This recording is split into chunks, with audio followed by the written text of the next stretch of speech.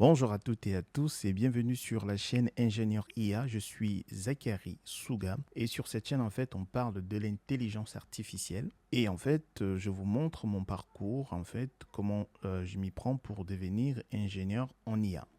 Donc je vais un tout petit peu agrandir pour que vous puissiez lire. Donc pour le moment, donc sur la chaîne en fait vous avez une playlist sur Python. Donc on va apprendre le langage Python. J'agrandis à nouveau. Donc le parcours, c'est on fait du Python. Et après, on va voir tout ce qui est Git, GitHub. Donc, simplement, c'est un système de contrôle de version. On va voir également les structures de données et les algorithmes, du SQL, le langage SQL, des mathématiques incontournables en intelligence artificielle. On va voir comment préparer et visualiser les données. Donc, la préparation des données se fait avec Panda et Matplotlib. Et pour la visualisation, c'est avec la préparation se fait avec Panda et NumPy et la visualisation se fait avec Matplotlib. Pour du machine learning, on va utiliser principalement du scikit-learn et pour du deep learning, on va utiliser PyTorch. Alors, pour mettre à disposition nos modèles, pour que d'autres personnes puissent interagir avec ces modèles-là, on va étudier en fait l'un de ces frameworks-là. Donc, on a soit Streamlit ou Flask ou Django. Par la suite, pour empaqueter tout ça, on va utiliser Docker. Et à partir de là, on va commencer à postuler pour des postes juniors ingénieurs en intelligence artificielle. Si c'est quelque chose qui vous intéresse, vous vous abonnez et on fait le parcours ensemble. Bonjour à toutes et à tous, dans cette vidéo nous allons parler des opérateurs logiques. Donc on va voir les opérateurs logiques. Alors, c'est quoi des opérateurs logiques en Python? Donc, les opérateurs logiques sont utilisés pour combiner des expressions booléennes qui évaluent à true ou false. Ils permettent de créer des conditions complexes. Donc, en Python, on va avoir donc en 1, on a and, donc en français c'est et. En 2, on a or, en français c'est ou. Après, on a not, et en français en fait vous pouvez l'interpréter comme en fait il permet d'inverser en fait le résultat qu'on a en sortie. Alors on va avoir supérieur, on a inférieur, on a égal qui permet en fait de tester si deux variables sont égaux. Après, on a quoi? On est différent de. On va baisser un tout petit peu. À 8, on va avoir supérieur égal. Et en 9, on aura inférieur égal.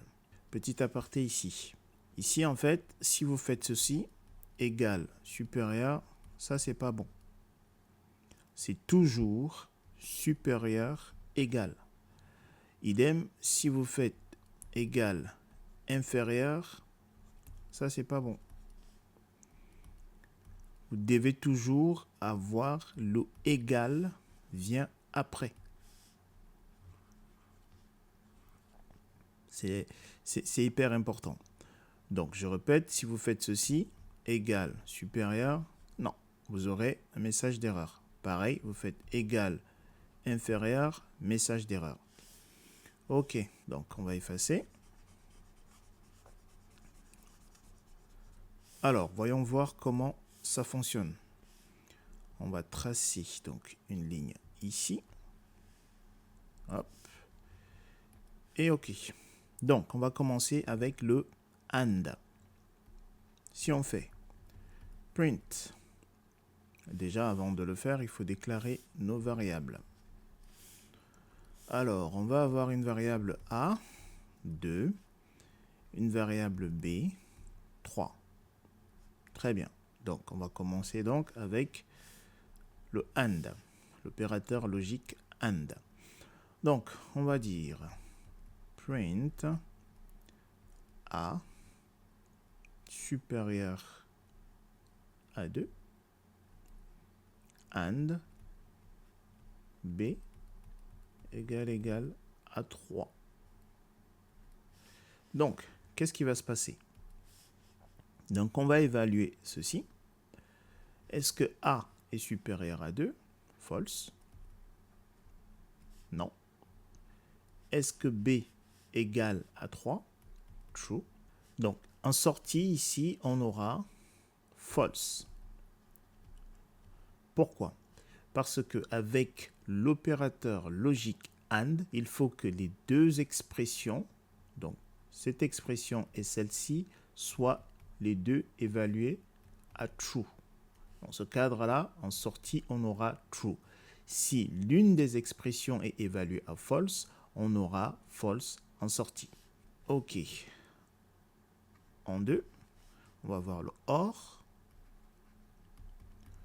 Donc, si on fait print, A est supérieur à 2, OR ou B égale à 3. Donc, ici, on l'a vu, c'est true. Et ici, c'est false. Par contre, ici, on aura true qui sera affiché. Pourquoi? Avec le OR, il faut qu'en fait, l'une des expressions soit évaluée à true, comme ici, et ici, c'est false. Et du coup, si on a une des expressions qui est évaluée à true, dans ce cadre-là, il nous affiche true, il renvoie true. OK. On va voir le troisième, qui est not. Donc, comment ça fonctionne? Alors, petit aparté. Not, en Python, c'est à la fois une fonction, mais également un mot-clé.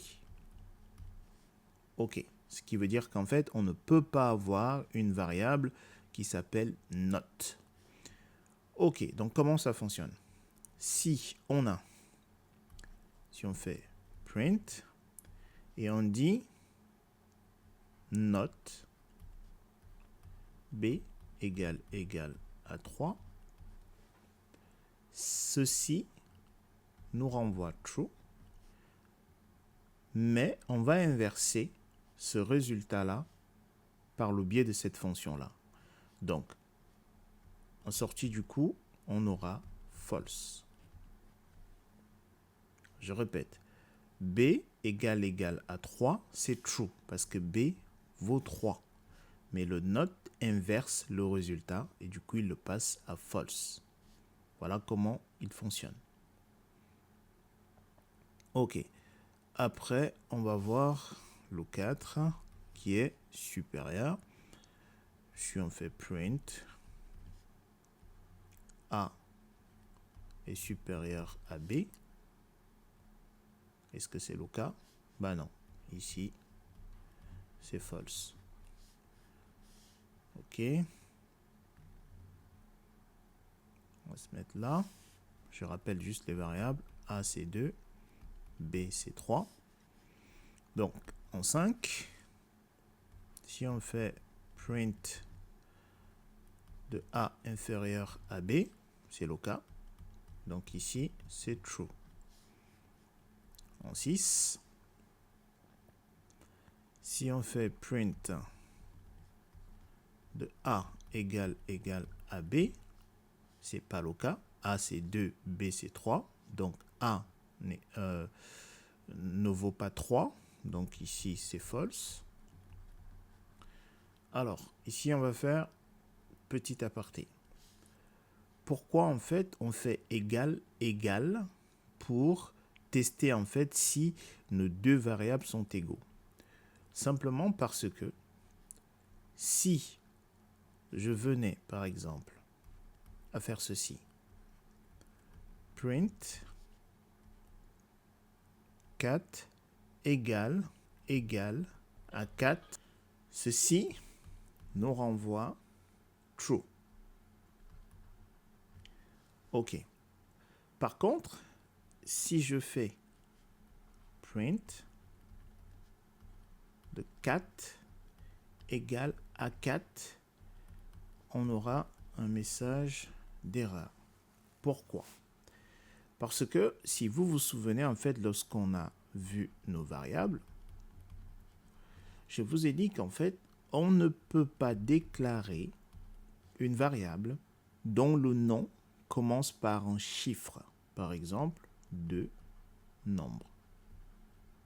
Ça, c'est interdit comme nom de variable. Nos variables doivent commencer soit, je baisse un tout petit peu, soit par un tiret ou une lettre. Donc, ce qu'on fait ici, on est en train de lui dire, on va assigner à la variable 4 la valeur 4, l'entier 4. Il nous dit non, ça ne marche pas. Ceci n'est pas une variable correcte. Du coup, il nous renvoie une erreur. Ok, donc, on va monter un tout petit peu et on va voir le 7. Donc le 7, je vais le remettre juste là pour voir où est-ce qu'on en est. Donc le 7 ici, c'est différent de. Le 8, c'est supérieur ou égal. Et le 9, c'est inférieur ou égal. Très bien. Donc ici, le 7, comment ça fonctionne? Si on dit print de A différent de B, qu'est-ce qu'il va nous renvoyer? En fait, on lui pose la question ici de savoir est-ce que A est différent de B? Oui, true. C'est le cas. A vaut 2, B vaut 3. C'est le cas. A est bel et bien différent de B. Donc, ça retourne true. En huitième, si on dit print A est supérieur ou égal à B, non, A n'est pas supérieur à B, A n'est pas égal à B. Dans ce cadre-là, c'est false. C'est faux. Et le petit dernier, si on dit print B inférieur ou égal à 3, par exemple, est-ce que B est supérieur à 3? Non. Non, pardon, je recommence. Est-ce que B est inférieur à 3? Non, B vaut 3. Est-ce que B égale à 3? Oui. Dans ce cadre-là, true, ici. Très bien. Donc, comme d'habitude, on va se rendre sur PyCharm pour pratiquer tout ce qu'on vient de voir. Ok, nous voici donc sur PyCharm. Donc, on va déclarer nos variables A2, B3 et on va voir AND en premier. Donc, on va dire print A est supérieur à 2 AND B égal à 3 par exemple. Et ceci, alors on va aller sur notre terminal. Donc ici, on va dire Python, on va exécuter notre script. Python, les bases, il va nous dire false, ce qui est normal. Je vous ai dit qu'en fait, il faut que les deux expressions-là, les deux conditions soient évaluées à true. Donc ici, c'est déjà false parce que A n'est pas supérieur à 2. Donc B vaut 3, oui, mais ceci est faux. Ceci est vrai, mais ceci est faux, donc il retourne false. Ok, après on va voir le OR.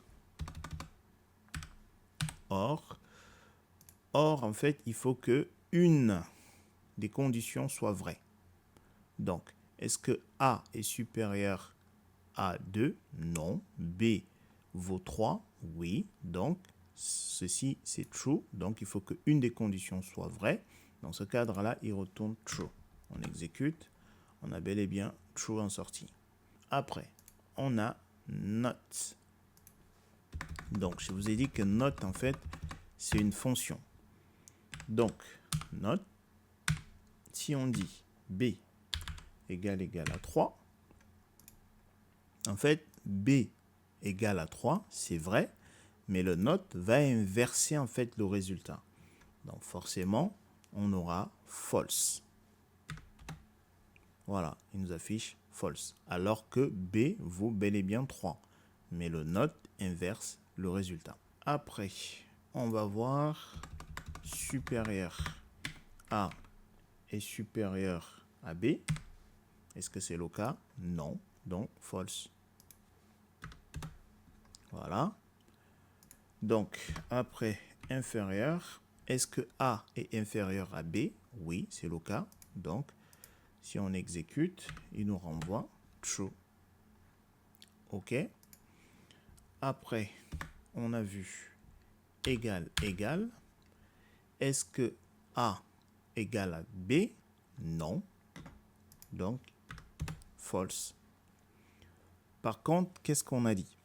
On a dit qu'en fait, si on venait à faire 4 égale à 4, ça, il n'y a pas de souci. 4 égale à 4, il n'y a pas de souci. Donc, pourquoi est-ce qu'on utilise 2 fois égal, égal? Pourquoi pas une fois? En fait, si on fait ceci, en fait, ceci correspond à l'assignation. Et Python, ce que Python comprend ici, c'est que, en fait, on est en train de lui dire la variable 4, sauf que ça, c'est pas bon. Lorsqu'on déclare nos variables, on ne peut pas commencer le nom de notre variable par un chiffre. Par exemple, si on a une variable comme ça, c'est pas bon. Vous voyez, il le souligne. Déjà, c'est interdit. C'est soit on commence nos variables par un underscore, soit on commence nos variables par une lettre. OK. Donc ici, en fait, il considère comme si 4 était une variable. OK. Donc, raison pour laquelle on fait égal, égal. Très bien. Donc ici, en fait, ça nous retourne true, par exemple. Après, qu'est-ce qu'on a vu? On a vu différent de. Est-ce que A, point d'exclamation, égal, est différent de B? Voilà. Je répète, est-ce que A est différent de B? Oui, A est différent de B. Donc, ceci nous retourne true. Voilà, true. Après, on a vu quoi? Après, on a vu supérieur ou égal. Et qu'est-ce que je vous ai dit? Je vous ai dit qu'en fait, le égal vient toujours après le signe de supérieur. Je répète, le A, hein, je répète, le égal vient toujours après le signe de supériorité. Si vous venez à faire ceci, égal après le signe là, c'est pas bon. Vous voyez déjà, il vous dit que c'est pas bon. Donc, essayons de voir en fait. Si on essaye d'exécuter là, on exécute, vous voyez, il nous dit syntax error.